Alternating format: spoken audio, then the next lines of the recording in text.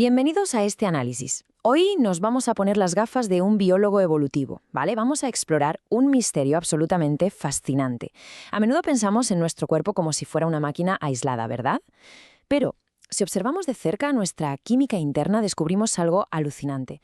Nuestras hormonas garantizan algo inmenso, literalmente la supervivencia de nuestra especie. Así que vamos a desentrañar cómo nuestra biología ha diseñado paso a paso esta especie de orquesta invisible. Vale, vamos a meternos de lleno en esto, porque esta cita rompe por completo con esa ilusión típica de los libros de texto. Ya saben, históricamente nos han enseñado que las hormonas simplemente viajan por la sangre para decirle a un órgano aislado lo que tiene que hacer. Y punto. Pero la realidad a nivel molecular es totalmente distinta. Las hormonas actúan literalmente como una red wifi biológica. No solo unen diferentes órganos dentro de un mismo cuerpo, sino que comunican a múltiples individuos entre sí. Es una pasada. Sección 1. La red inalámbrica evolutiva, más allá del cerebro individual. Entonces, el punto crucial es entender que este sistema no evolucionó simplemente para mantenernos respirando de forma aislada. Evolucionó para la supervivencia cooperativa. No estamos ante una colección aleatoria de glándulas, que va. Es un sistema súper interconectado, una orquesta invisible donde cada instrumento entra exactamente cuando le toca. Desde que nacemos hasta que llegamos a la vejez, este sistema configura todo el arco de nuestra vida, prepara los cuerpos, sincroniza los tiempos biológicos e incluso altera nuestro comportamiento para que, al final del día, la vida prospere. Pasamos a la sección 2. Despertando la maquinaria, el interruptor maestro de la pubertad.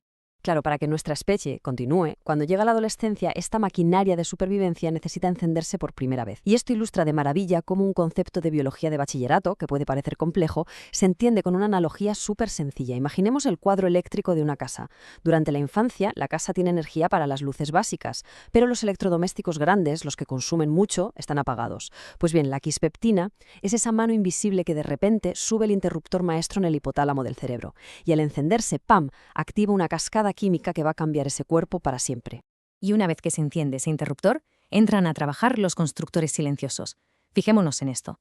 La GNRH empieza a latir como si fuera un metrónomo directamente desde el cerebro, dictando el ritmo. A su mando, la FSH y la LH bajan a las gónadas. En el caso de las mujeres, los estrógenos trabajan mes a mes preparando un hogar fértil, reconstruyendo las paredes uterinas. Y en los hombres, este mismo eje estimula la testosterona para generar un auténtico ejército diario de millones de espermatozoides. Todos trabajan ahí, en la sombra, preparando el escenario para la prueba evolutiva definitiva. Sección 3. El clímax endocrino. El parto. Un bucle evolutivo perfecto. Y toda esa preparación de la que hablábamos nos lleva al clímax absoluto de nuestra supervivencia biológica, el alumbramiento. Y la verdad es que es fascinante descubrir quién da la orden de salida aquí. Solemos pensar que es la madre la que decide, entre comillas, cuándo empieza el parto, pero no, es el bebé. El feto tiene su propio reloj biológico interno.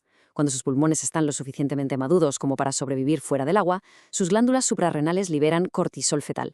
Esta es literalmente la señal inalámbrica que dice, oye, ha llegado el momento. Vamos a avanzar y ver cómo se construye todo esto en lo que parece una verdadera secuencia de acción. Estamos hablando del reflejo de Ferguson. Fijémonos, el cortisol del bebé llega a la placenta. La placenta en respuesta cambia sus niveles de progesterona a estrógenos. Esta alteración química viaja y llega al cerebro de la madre, que abre de golpe las compuertas de la oxitocina. Y aquí viene lo más asombroso. Cada contracción empuja al bebé y envía un impulso nervioso de vuelta al cerebro materno, exigiendo que se libere todavía más oxitocina. Es un no parar. Y esto crea un bucle de retroalimentación positiva absolutamente explosivo. A diferencia del resto del cuerpo, que por lo general busca el equilibrio, la homeostasis, la calma, el parto busca una explosión. La oxitocina sube, sube y sube alimentándose a sí misma de manera exponencial. Es la única forma de garantizar que el bebé salga al mundo de una forma rápida y segura. Es sin duda la máxima expresión de eficacia evolutiva.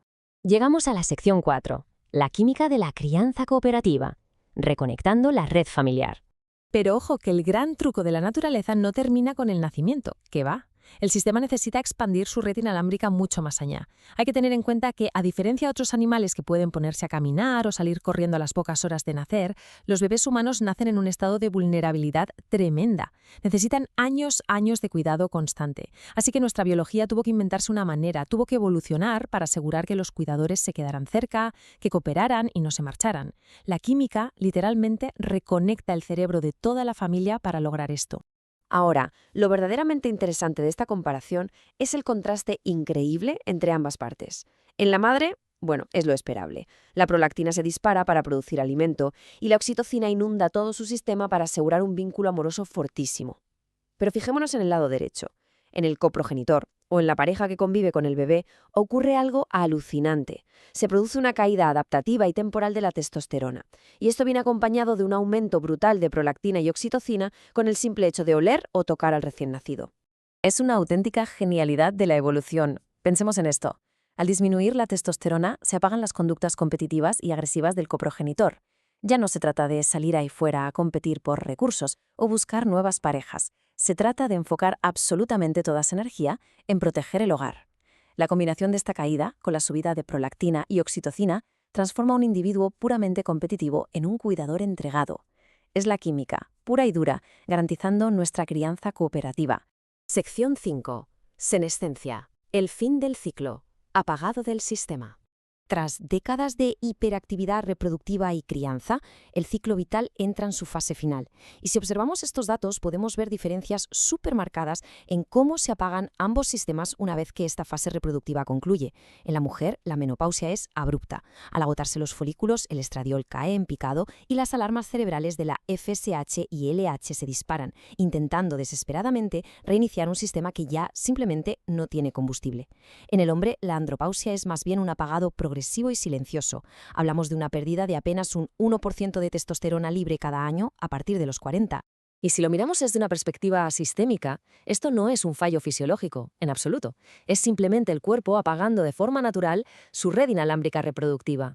Pensemos en la inversión energética monumental que requería mantener un ciclo menstrual o mantener esos altos niveles de testosterona. Pues ya no es necesaria. El trabajo evolutivo principal está hecho. Esto da paso a una especie de jubilación biológica, donde los individuos todavía pueden aportar muchísimo al grupo social, pero ya no desde el desgaste inmenso que supone la reproducción directa. Y para terminar, la sección 6. Instinto biológico o constructo cultural. El debate final. Hemos recorrido un viaje larguísimo hoy, desde ese interruptor maestro de la pubertad hasta el silencioso apagado de la senescencia. Y para cerrar, quiero dejar sobre la mesa esta pregunta crítica. Hemos visto datos científicos que son indiscutibles. Esas fluctuaciones de oxitocina, las caídas adaptativas de testosterona en quienes conviven con el bebé, toda esa red química invisible trabajando a la perfección. Pero al ver cómo funciona nuestra civilización moderna, queda abierta una gran interrogante. ¿Dónde termina exactamente la evolución química y dónde empieza nuestra cultura humana? Es decir, ¿somos el resultado estricto de nuestras moléculas cooperativas o simplemente hemos ido construyendo roles sociales sobre ellas? Es una reflexión absolutamente fascinante para llevarnos a casa y seguir dándole vueltas.